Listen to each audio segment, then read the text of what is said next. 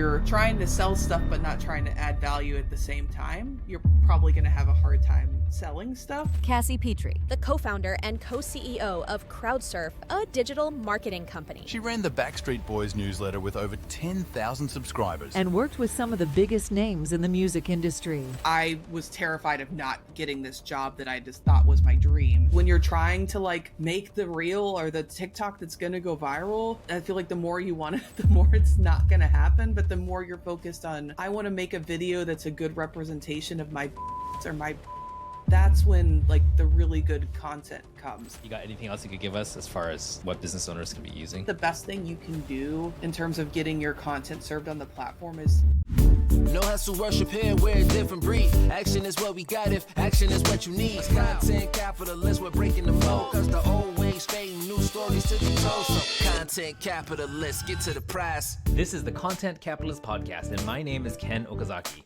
There are as many ways to make money with content as there are people doing it. So listen in as my clients, past, present, and future, unpack how they crack the code to making $1 million a year or more while capitalizing on their content. Let's get started. Hey guys, welcome to another episode of the Content Capitalist Podcast. Today I've got a bit of a treat for you because up until now we've had a lot of people who are in the coaching industry, in the small business industry, in like the consultation industry, showing us how they do social media. I've got a completely different kind of background person here. Her name is Cassie, and let me read a little something that might pique your interest in case you haven't heard of her yet. Her journey in the industry began at an early age, and by the age of 12, and correct me if I'm wrong here, Cassie, she was managing a Backstreet Boys newsletter with 10,000 plus subscribers. Is that right? it is, yes. Amazing. Cassie, would you please introduce yourself and tell us a little bit about who you help, what do you do for them? And then we're going to go into that backstory because I think the Backstreet Boys story is super interesting because that's my teenhood, you know? Yeah, absolutely. And I mean, mine, a really important part of my life, even still today. But hi, I'm Cassie. I'm one of the co-founders of a company called CrowdSurf. We are a music marketing and now talent management company as well. We've been in the digital marketing business for over 16 years now. I don't know a company who's existed longer that's worked in social media. So I feel really lucky for the amount of experience I've had to, or have been able to have with it, plus just being first to it and kind of have seen all the phases of it that exist so far. I think that's pretty cool. And we work with, I feel very fortunate. We work with a lot of amazing artists. We have, like we were talking about earlier, some of our teen pop idols from, when I was younger. So like a Britney Spears, a Backstreet Boys, and a Pink. And then we also have some legacy artists like Bryan Adams or Marvin Gaye. And then, some other fun stuff in between, like anything from Nickelback to like Chief Keef. So it's really kind of all over the place. And I have just different staff that likes working on different projects. But I just feel fortunate that I get to help artists that are, one, really cool people, but two, that have a lot of fans that enjoy their songs that they put out in the world and get to, enjoy those songs with a lot of other people in cool theaters and arenas. I'm very grateful to be a part of it. Amazing. And, you just listed a bunch of like A-class celebrities in the music industry. And these artists, a few of them you mentioned are legacy. What do you mean when you say legacy artists? Yes. So legacy artist is I think a term we use in the music business for artists who have existed for a certain period of time. It's interesting because I think this is going to change because of TikTok, but technically in the music industry, when a song has existed for, it varies per record label, but anywhere between 18 months to 3 years it's existed and it's been released, it actually gets moved to the legacy department after that, which I think is hilarious because TikTok has made songs that were popular decades ago hits today. So I think the legacy department has been busier than ever because of that. But that's, generally what it means. Just somebody who like is a legend, who has fans, who is, proven track record, is generally, I think, how we view legacy artists. Love it. Now, I am so curious about, how you're helping these artists to connect with their fans and how that turns into business. And we want to get into all that. So I think everybody should be listening for that. I want to get into some practical tips that, the everyday people, the non-Britney Spears, the non-Backstreet Boys can actually use. But before we do that, I'm so curious about your journey in the come up, starting from 12 years old, or maybe even earlier, as far as I know, a bit of your journey, like what got you interested in it? What gave you inspiration? And what tools did you have back then to get started? So I got interested in music kind of by accident. My family, they don't dislike music, but they're not musical. They have very much like either healthcare jobs or service industry jobs, and they're all still based in Kentucky. So I definitely didn't have any organic ties to the music business, so to speak.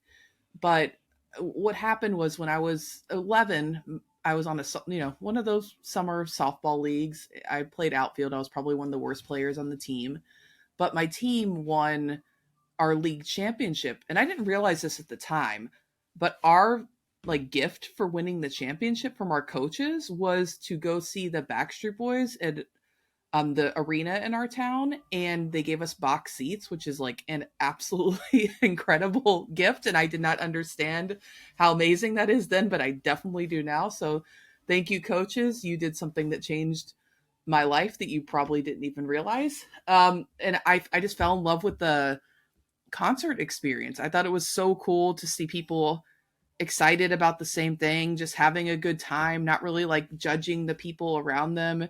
And I just think there's something really magical about everyone singing a song together in, thousands of people together in an arena. There's not too many things in my life that I find more exciting than that. So I really fell in love with that. And kind of what coincided with that sort of love was this was, late 90s. So the internet was coming into everybody's homes. Everyone was getting the Netscape and AOL CDs. And I was one of the first houses in my neighborhood that had it. I feel like my grandfather was an early adopter of different sorts. He was always had like weird old computers and had this magazine where he would buy like new little gadgets. And he was always making like cuckoo clocks and other wood things in the garage. He was like very early adopter and crafty and liked to like learn, new skills and new things. And so we had a computer, and I really was having a lot of fun with it. I bought a book and learned HTML. So I combined my love of like this new technology and this internet thing with the Backstreet Boys and made my online zine. And that was kind of like the catalyst for a lot of other things that came for me afterwards. I really, once I became a fan of them, I was like, I want to be big fans of other artists and help them. I started joining street teams, which is where you sign up for like basically an email list, and artists tell you ways that you can help them, whether it's, posting flyers in your local town or posting about them on your website, or, you get asked to do different things to support an artist on a granular level. So I started joining a bunch of those. And I think at the age of around 15, my uncle he told me that about a school in Nashville called Belmont where you could study the music business. And I didn't actually end up going to Belmont, but that moment in time, I realized, oh, wow, there are jobs where people can work for these people. And I never realized that before. So I became obsessed with the idea of working in the music industry from that point on. And I bought, as many people in the music business do, there's this book called All You Need to Know About the Music Business. And any general person who ever wants to understand the music business, that's a really good, like, not too long of a read, pretty straightforward, but all encompassing the music business. Still relevant today? There's updated versions of it all the time. They like update it. I think there's like been 15 volumes since then. But I actually have my original, and it's like all highlighted, and I still have problems with the same things that I highlighted. Those are still the difficult points for me in the music business. But it's pretty awesome. And one of the things that book talks about is how hard it is to get a job in the music business. And so I was terrified of not getting this job that I just thought was my dream. So I found everything I could do in Louisville, Kentucky to help local artists and build my resume. So I found local artists to help them with like their email list, marketing their shows, selling merchandise. I found a local manager to intern for. I helped with a local record label, anything I could find in Louisville, Kentucky, music business related. I made it happen. And that led to me having a great resume so I could get a job at Warner Music Group as a college rep. And then that sort of pushed me in the door at the Warner Music Group. And around the same time, MySpace came out, and I went to my boss and basically said, I want to run a MySpace page. And she said, I don't know what that means, but pick somebody and do it. So I did. I got connected with the digital department at the label in Nashville because I just moved there to go to school. And I worked there for 3 years running MySpace pages. I was selling and helping with ringtones, which I think is funny that was a big business at one point. That was a thing back then. I remember that. I made a lot of money. I used to like look at sales charts for that. Wow. And I really liked what I was doing, but at that time, there wasn't like community manager jobs, social media jobs. So I worked at Warner for 3 years while I was in college. And when I went to graduate, I wanted a big girl job, but I wanted it to be a job that I liked. So I decided to start my own company so I could keep doing what I was doing, but grow in my career and not be a temp anymore. Because I was a temp at Warner for 3 years during that. And I don't fault them for that. I was in college. I understand why, but I was like, okay, I'm an adult now. I graduated college. I'm going to get a new job, or I'm going to get, a job that's not a temp. And that's what I did. And I've been doing that since then. Thank you so much for the background. Can I ask a couple questions? Of course. As you're going through this, I'm fascinated. Number one, 12 years old, 10,000 subscribers for a magazine. How does a 12-year-old find 10,000 subscribers, especially back when the internet was so new? Yeah, I mean, 10,000, because 10,000 doesn't sound like a lot now. Like if somebody had 10,000, it was huge. Back then it was a lot for like an email list, but now like if you have 10,000 TikTok followers on a Taylor Swift fan account, like big deal. Who cares? I mean, it is still a big deal. I don't want to minimize that, but it's, back then it was a big deal. So like, I think 10,000, it would probably be like 1 million now. Like it was a lot. And one, I think that there's something about, the Backstreet Boys were very popular. So there was an audience for the newsletter, which I think you can kind of apply to any business, right? Like if you're going to start a newsletter and you want it to have a good amount of subscribers, you need to make sure you're making a newsletter for an audience that exists. So my audience definitely existed. There was definitely people who couldn't get enough of the Backstreet Boys. But there are some fun little like marketing things you would do to get subscribers back then. One thing was a lot of the people who ran zines, is what we called them, knew each other. And so we would like trade columns. So like I would write a little guest column. It would be like, I guess nowadays versions of like collabing, but I would write like a little guest column in their newsletter for one issue, and they would do vice versa on mine. And then we would like give each other, we could link out to join our newsletter. Another thing we would do is you would trade like sign up links. So you would say, okay, at the bottom of your newsletter, if you put a list, if you put me on your recommendations list of newsletters to sign up for, I'll do the same for you. So it really came down to collaboration in terms of, kind of marketing and getting in front of people, because I wasn't buying ads. There wasn't social media to market it on. So you had to, kind of be creative and think about where people, had, real estate and where they were spending their time online. And what was the actual format? Was it like sending people to a blog site? Was it an email newsletter? I'm just trying to wrap my head around what a 12-year-old can put together. And when I was 12, I'd be lucky if I could, tie my shoelaces, and you were here managing this community. It was fun. I don't really have an image of it. Yeah, so I didn't have a website at that time. There were some people did, but mine was all on email. It was all built in like the body of an email on AOL, but you would want to decorate it to make it look pretty. So there was ways that you could do that with text. So you would so you would basically like you would make like a block of text you'd take like letters and then you'd highlight it, the background so it's the same color, and then you would layer them to like almost make designs and stuff. And you would change like the font size to be like 1. so you're hacking the system. Yeah, but you're like figuring out how to design with like text colors and highlights and stacking them together. It was really fun, actually. It's kind of like text Legos a little bit. But people would make some really interesting, really cool stuff that way. I would do anything to be able to go back and like be able to like print a PDF of those. Now I wish I would have saved it, because it's probably like I would love to see what the design looked like, but it would also be really fun to just see what I was writing about it, what I thought. Yeah. Yeah. I wonder if that exists somewhere, like Wayback Machine or something. Who knows? I don't know, but it was fun. But that was kind of like how people got really creative with it. It was cute. But then how would you aggregate 10,000 emails? Because nowadays, like, you can't just go to Gmail and send 10,000 emails. You got to have some kind of program, right? That, like, these services like, HubSpot or whatever. What was it back then? So you could send it from AOL, but you would have to apply to get on the whitelist so that you're allowed to. But I would still chunk it and send it. Have a big stack of emails and you just paste it and CC everybody? Yeah, I mean, BCC is what you'd want to do, but yeah, pretty much. BCC. You would like kind of chunk it out so you wouldn't do everybody at once, from what I remember. But I'd like an Excel sheet where I would organize stuff, and you'd have to you still had to comply with like unsubscription rule or people unsubscribing. So you would have to set up a way that people could unsubscribe. So I just basically set it up with a link where it would email me that somebody would unsubscribe, and then I'd have to go manually pull it off that list because I wasn't using something like a MailChimp or an email list tool at the time. Yeah. Now the reason why I'm digging a bit into this.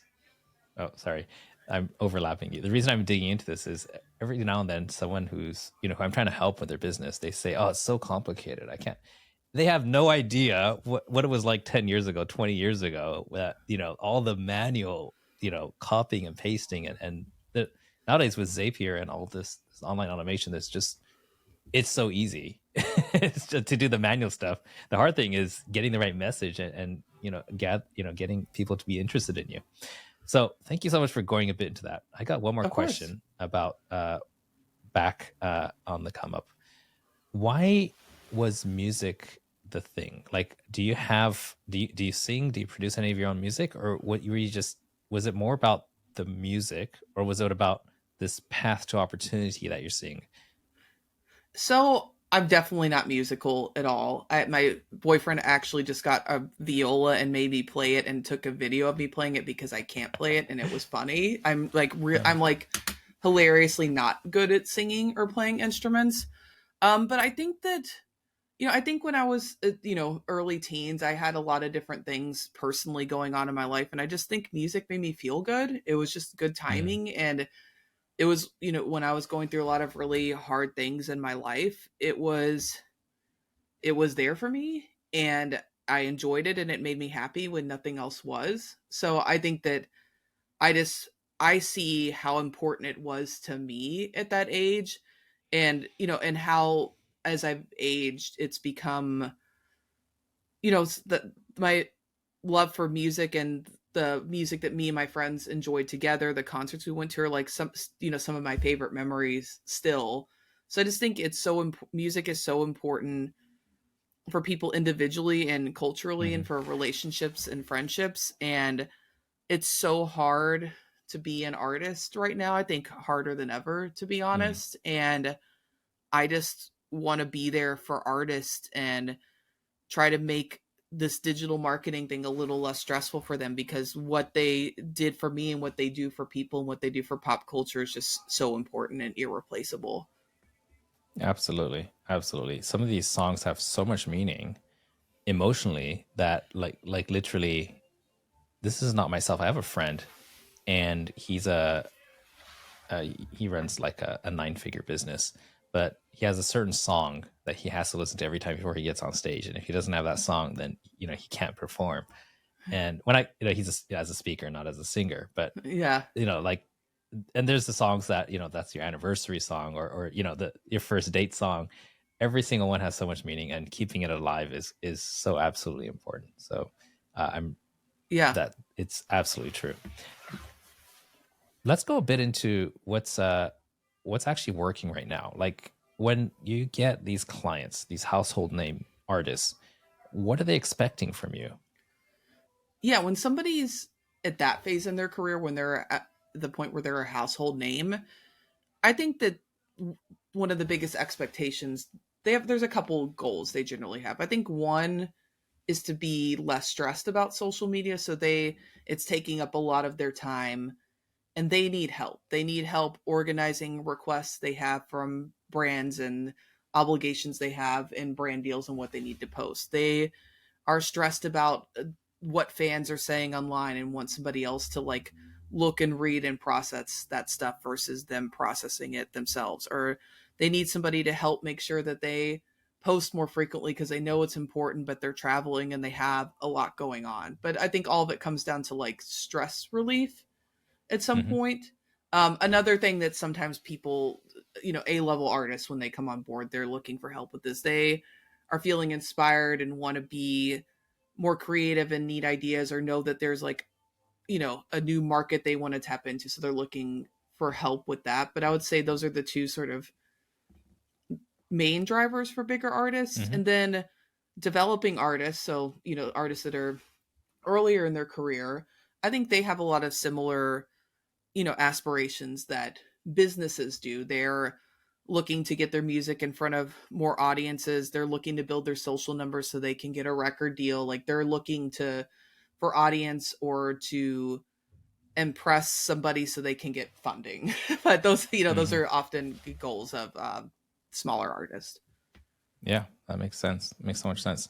And when, like you said, like you're probably one of the OG like social media management companies, right? Just for the sake of my interest, like, do you remember who was like the first client that was like, oh my God, I cannot believe that they're paying me money and I get to, work with them? Definitely Britney Spears. Because how that happened. So I primarily had worked in country music up until that point. Because I worked at a country record label, and I was working on a show called Nashville Star, and that project had been recommended to me by my former boss who had just left at Warner.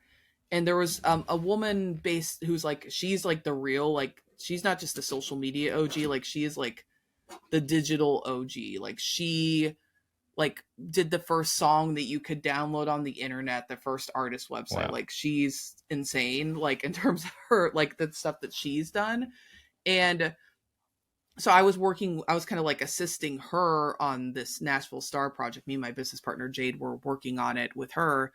And after, I think we impressed her while working with her, and I think we could actually like execute her vision and actually communicate with her. And I think that she'd had a hard time finding people like that. So she reached out to me, and I was living in Nashville at the time. She reached out to me at the end of the season, and she said, do you know anybody in Los Angeles who can work with me on this Britney Spears project? And I was like, I don't live in Los Angeles, but I would move there to work on that. That genre is what I grew up with. It's my dream. She's one of my favorite artists.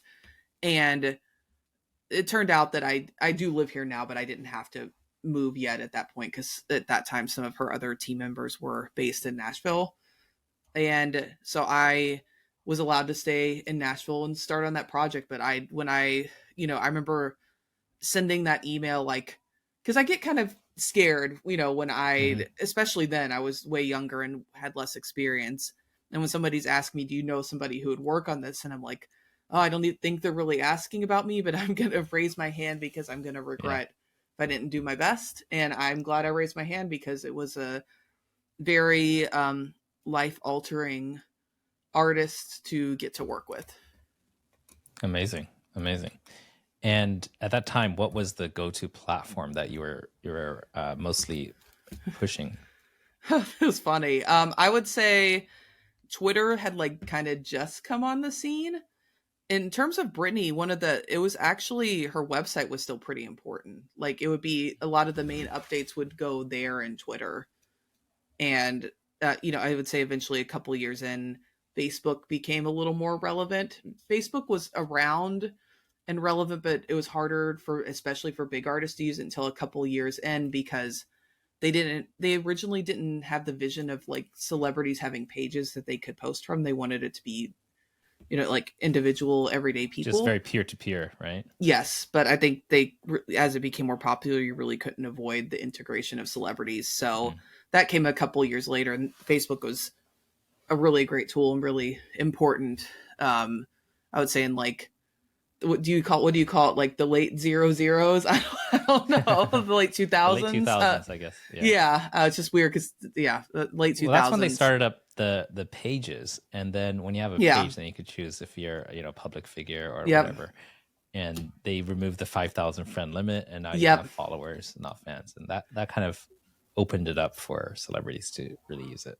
Yeah, I remember I had an artist who was kind of like a mid-level artist, and his audience was like college students, and so I actually had like 8 Facebook pages that were maxed at 5,000 that I ran for him, and would post updates from all of them because I think something that's important in social media is to be where your audience is, where the people are, and that's where the people were, and they wouldn't let him have a normal page. So I'm like, well, I'm going to make a lot of them, and he's going to communicate with all of them.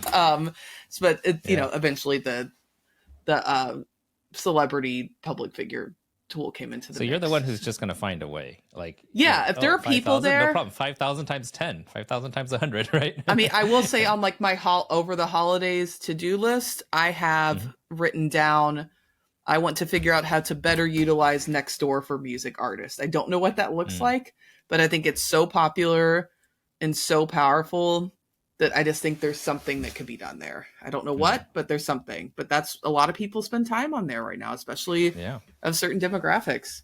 So I want to figure it out. There's what you said about your grandfather earlier, tinkering with mechanical things. You seem to be doing that with digital things. Do you see a connection there? Totally. I think he was very curious, and I think I take a lot of that from him in terms of curiosity and trying new tools. I guess instead of it being like physical gadgets, so a lot more of that is digital. There's actually a new tool that my company is trying out right now, and I actually really like it. I think it could be really big, but we saw a TikTok about it, and it's essentially almost like if your office was a video game, but it's called Kumo Space, and it's kind of like a Neopets or like a Sims, but everyone has their own office, and you go like talk to people, and you can close the door and have private conversations, but you have like a little talking video head if you want it. And it's actually creates a lot of the similar social settings that you have in offices that I think people miss from not being in an office if they're not in one anymore. But I was like, I don't hesitate at all. I'm like, let's try it. Let's do the trial. Like, I'm not going to overthink stuff like that. There's just so much upside to trying something and doing it first if it does work. Yeah. And there is something that I've heard a few people are doing, which I was, I hope I'm okay bringing this up. No one's going to get offended or anything, but you know how people are always trying to find ways to like pirate movies, right? There's like, trying to post them on Facebook or Instagram or YouTube, and they just keep getting, knocked down because of copyright issues. But they found a platform where they could post pirated movies where they don't get taken down very quickly, and that's all the porn sites. And so they're not using it for porn, but the porn has the video hosting feature, and they're pirating videos. I'm just like, oh, that's really clever. Because it's probably not showing up in search engines, so like tools aren't finding it fast enough. Whereas if you're on any normal video site and you have a team that monitors that, because I do monitor a lot of this stuff, it it's I'm gonna see get a Google That's true. alert. It doesn't get indexed. And but that's not going to get indexed, so you're not going to find it as quick. That's really interesting. Yeah, and you could find, they're just building whole movie libraries. I'm just like, that's crazy. That's, I guess that's a thing. Wow. And now you're going to start looking, seeing if there's pirate, so your clients are on there. Okay. All this stuff up until now was really my curiosity. Hey, Russell, is everything okay?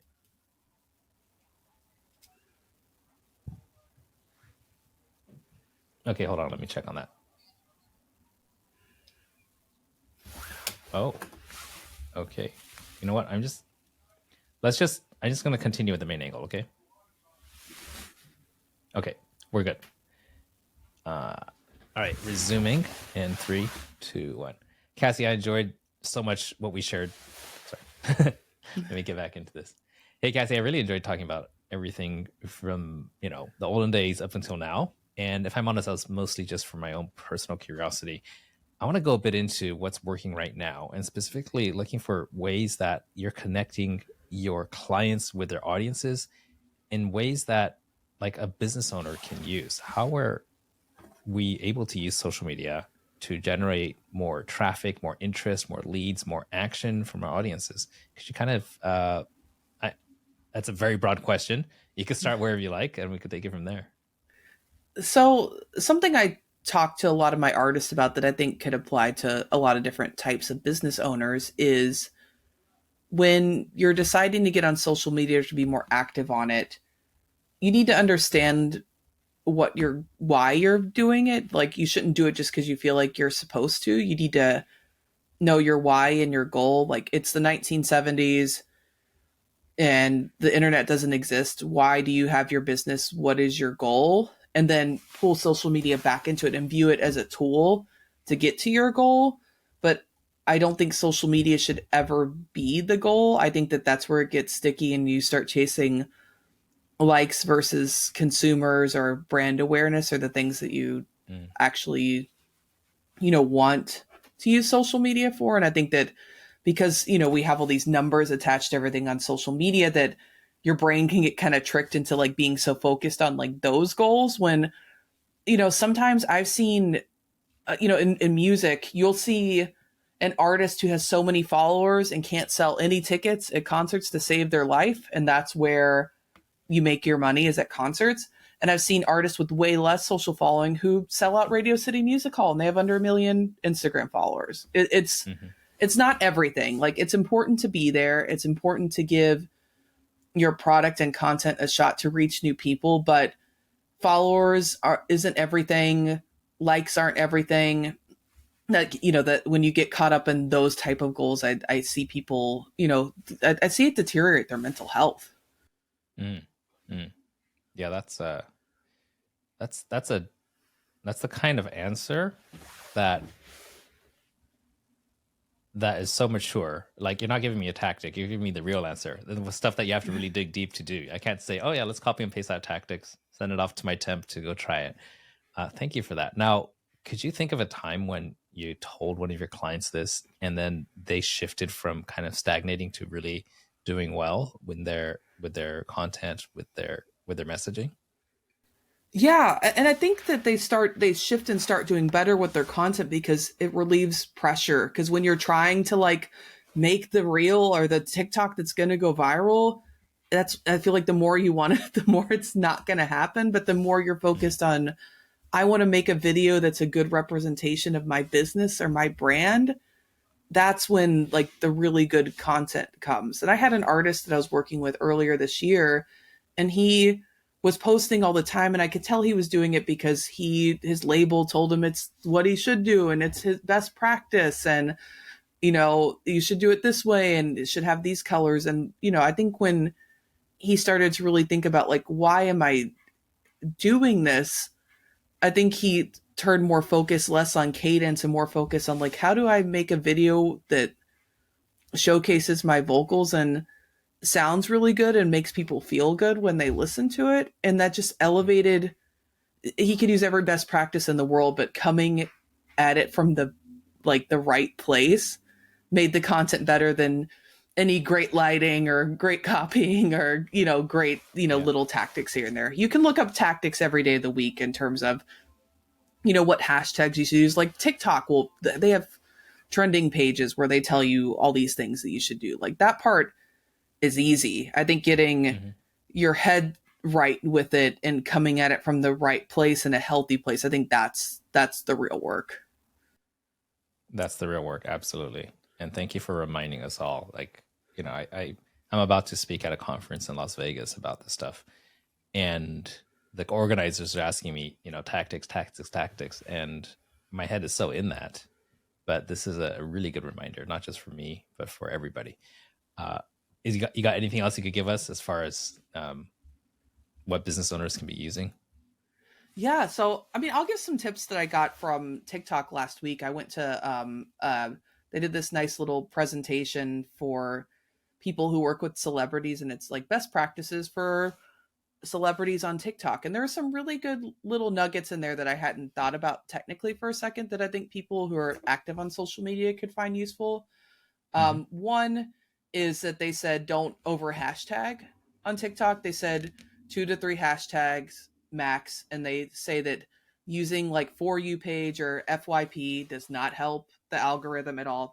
I've heard that from them for a while now, but I like to share it with everyone that I can because I still see Hmm. a lot of people put that hashtag in. They said that the best thing you can do in terms of getting your content served on the platform is for the caption to be almost kind of like a description of what the video is, because the caption, not just the hashtags, the caption help place it to the right people.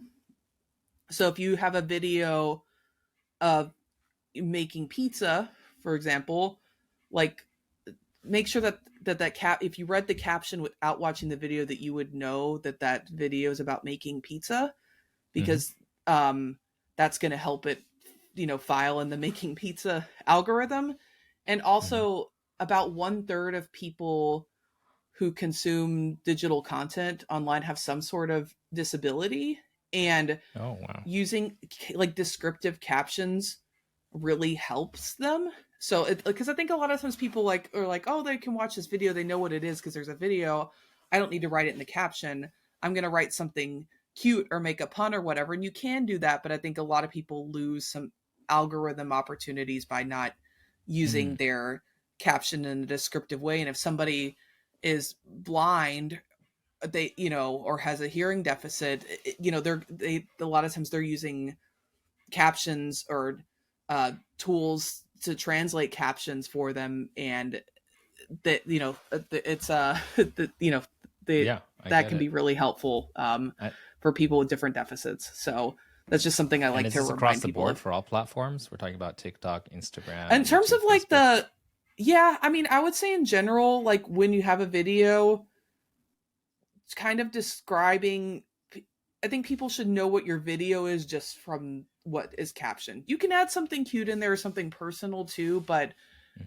it's going to help place it better if you have a description in the caption of what the video is, or like you can understand what it is based upon the caption, and you're using like keywords. Like if you have a video about making pizza, you probably want to use like making and pizza, and maybe like your restaurant that you're promoting, like your restaurant name or whatever. But use those Mhm. key words over and over again in the caption. Don't just like, I think a lot of people get cute and just like put emojis in the caption, and maybe that works for Justin Bieber because that's artistic and that sort of thing. But his post would probably index even better if he had a description as well, and um,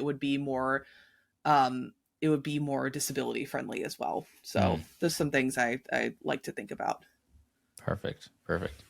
And I'm a little bit curious about let's just call it like your food pyramid, right? When it comes to content, you've got video content, which can be long form, like let's say a full length podcast like we're making right now on YouTube. There could be medium form, which is 10 minutes or so, and you have the super short form, which is a minute or less, like what you see on TikTok. You've got graphics, you've got carousels, you got text only posts, you got emails, or even audios, right? Now, there's so many different types of media you put out. How do you kind of look at all this and balance it out so that you're reaching the right people at the right place? Are there certain ones that are like the superfoods, like protein, and some that are like junk food, like it's nice to have, but it doesn't really move the needle? Yeah, I totally get what you're saying. I think it depends on your audience, but I would say for most people and businesses at this point, it's kind of hard to avoid Instagram and TikTok. Those are the platforms that people are spending the most time on. Those are the platforms where I think you have the most opportunities to have people who don't follow you come across your Hmm. content and get recommended your content. So I think those two are kind of the most must have. I've had a lot of people have good moments with YouTube Shorts recently. I actually had a lot of artists go on tour and they say people come up to them and say, I heard about you for the first time on YouTube Shorts. And I just think that's Wow. wild. But so people are discovering things there. And I think that something that's interesting about YouTube is that I feel like it's not going away because it's so ingrained in children. Like with YouTube Kids app, I feel like every kid has YouTube Kids app, and parents give it to the kids, and they feel comfortable letting them scroll through stuff there because of how it's built and it's filtered. But that trains them to like be on YouTube, as a little bit older kid and as a teenager. So I don't think that one's going anywhere. So I think there's a lot of opportunities with YouTube. I think Snapchat is important and often overlooked. Really? If you don't have I TikTok, thought they just about died. no, I would say, No. especially in Okay. the creator community, Mm-hmm. I think it depends on your audience, but I would say like a lot of the Gen Z artists that I work with, the place that they get the most click throughs can often be Snapchat. The place where Wow. they make the most money can be Snapchat. It's really interesting. And my family at home in Kentucky, they like use Snapchat to text me more than they use iMessage or WhatsApp. So Wow. I think that there's still a lot of opportunities in that ecosystem. And there's still a lot of opportunities in the Facebook ecosystem too. Facebook Reels has a lot of opportunities. But I would say those are still like the big players in the space. And then there's some other things that you can kind of branch Mm. out from there depending on who your audience is. So it's a super short form content on the Reels format or TikTok format, right? On Instagram, Snapchat. Yeah, I mean, and so TikTok. this was an interesting stat from TikTok. TikTok said Mhm. that over 50% of the content that was consumed this year was over 1 minute long. Wow. And they're really pushing longer form content. So I think we'll see, like, obviously the short form stuff does and will continue to do well there, but I think we'll see more big moments with longer form content next year with them. Yeah. Do you think they're going head to head with YouTube and going to try to like take that spot at some point, like in their game plan? I don't know if they want to, I don't know if it's necessarily go head to head with YouTube, but yeah, if they could, at the end of the day, if they want more minutes spent on their Mhm. app and less minutes spent on other apps, because it's not like time is unlimited. There's only a certain amount of it from every person that can give, Mhm. can be given to different apps. And at some point, they're not going to spend more time on the app. You're going to have to take it away from another Yeah. app. So I think that's going to be important to them. I also think that live streaming is going to continue to be really important. There, we use a company that does marketing in China, and they said that there's now like a mall in China. They sent me videos of it. That's all like, it looks like a mall, like, has like a Disney store, whatever that I would see in the United States. But every store is not product. It is like a live stream camera setup. It Oh, was I've wild seen to that. look at. I've seen Yeah. that. But I've I seen just would videos like, of it where there's all these tiny little studios and everybody's Yep. like live hawking their stuff or performing or something, right? It's Yeah, just booth to booth to booth to booth. yeah, So I think I might what, go you next go in year there and you could actually. use them, or do people? I don't think you go there and use, I mean, I don't know because I haven't been, but I think people are just using it to, I think it's just kind of almost like a production village is what it kind of looks like to me. But I might be wrong because I have not been there yet. But I think I actually have a client who's getting invited to go, and I might go with her in January. So I would love to go Oh because I boy. think I will learn so much. But a lot of times you'll see trends there first. So Mhm. I'm really going to keep an eye on that one because I think that that's a big indicator that live streaming is going to continue to be more and more important. Yes, absolutely. Now here's a question that I think a lot of people have when I bring on clients, and I do stuff on a not household name level, but I've got clients and they're always thinking, how can I sell more stuff?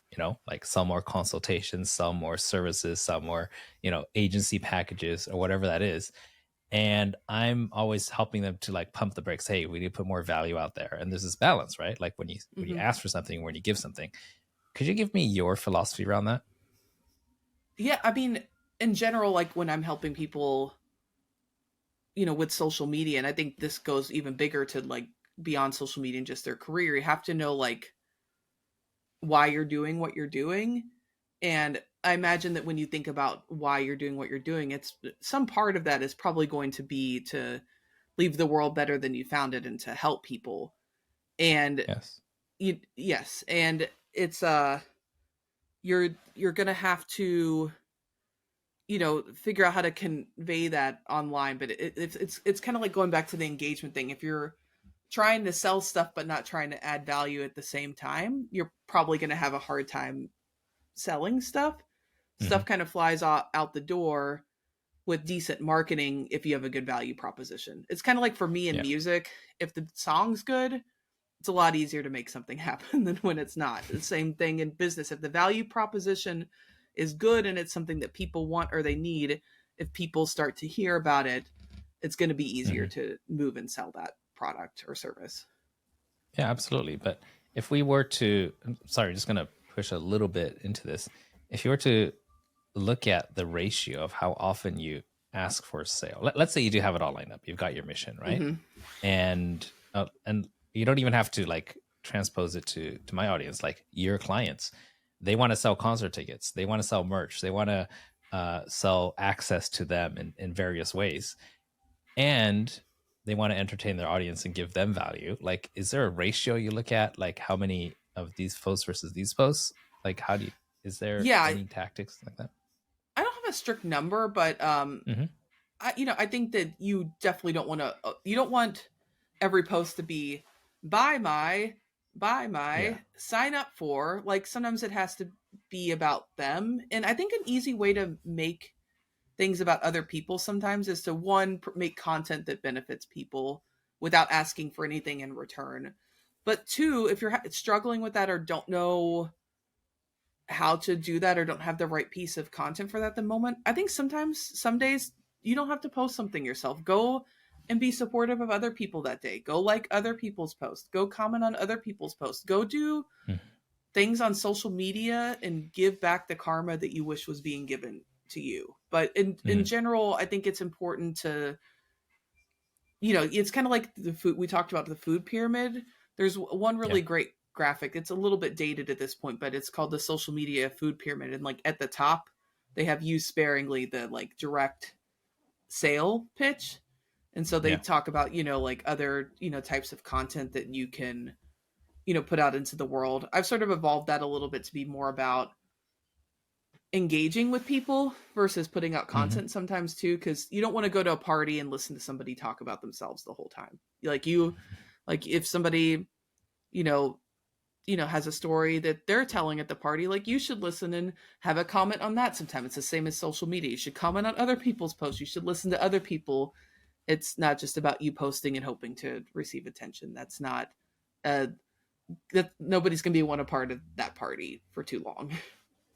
Yeah, makes so much sense. Thank you for sharing that.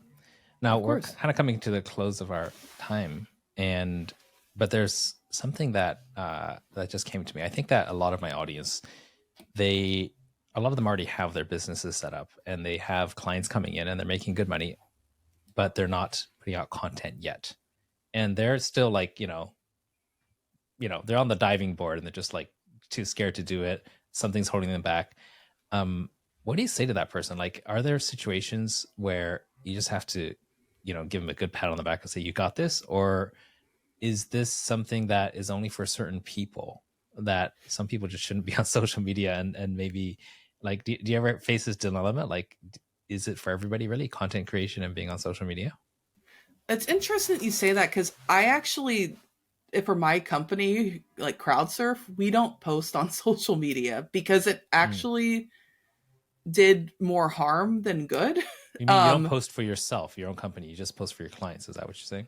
Yeah, like my company doesn't like create content and post about stuff. At one point we did more about like celebrating staff than clients, but what we were kind of getting into with the client side of it is, people make judgments based upon information. So they make judgments about who you're working with, and then they go look at their socials and they're like, well, those aren't that good, so I'm not going to hire them. Or, oh, they're working with my competitor, I need to switch to another company. I felt like it would create the information created so many false more narratives. Questions than answers maybe, right? Yeah. And I was just like, it doesn't, I was like, maybe it's better to not have it. And my business has, maybe it's not because of that, but it did not hurt my business at all. So yeah, so it may not be for everybody. I think you kind of have to know like what your goals are, and your goals don't have to necessarily be sales all the time. Your goals could be to attract hires. I think the one platform I am pretty active on in terms of posting about my company, but not about clients, is LinkedIn. And I'm very active on LinkedIn, not because I'm trying to sell CrowdSurf services, but because I want to be connected to the next generation of people to hire. But that's why I'm active on social, on that platform, is specifically for that reason. So you just have to know why you're doing it, and you shouldn't do it just because you feel like you're supposed to. But there's your goal doesn't always have to be sales. It can be making your employees feel good. Your goal could be having fun. Your goal can be staff recruitment. Your goal can be sales. Your goal could be more general awareness. There's a lot of different goals you can have, but you just have to know why you're doing it. Yeah. You have put your money where your mouth is just now, because toward the beginning you said the most important thing is your why. And anybody could say that, right? Anybody can parrot what you just said or quote some famous person that said that. But come full circle, you're just saying, yeah, we don't need to be on social media at all. I'm just like, okay, you just proved to me that you live what you're teaching here. So that's a breath of fresh air. And thank you so much for that. Yeah. I mean, because I went through a lot of different versions of what does CrowdSurf, my digital marketing company's social media, look like.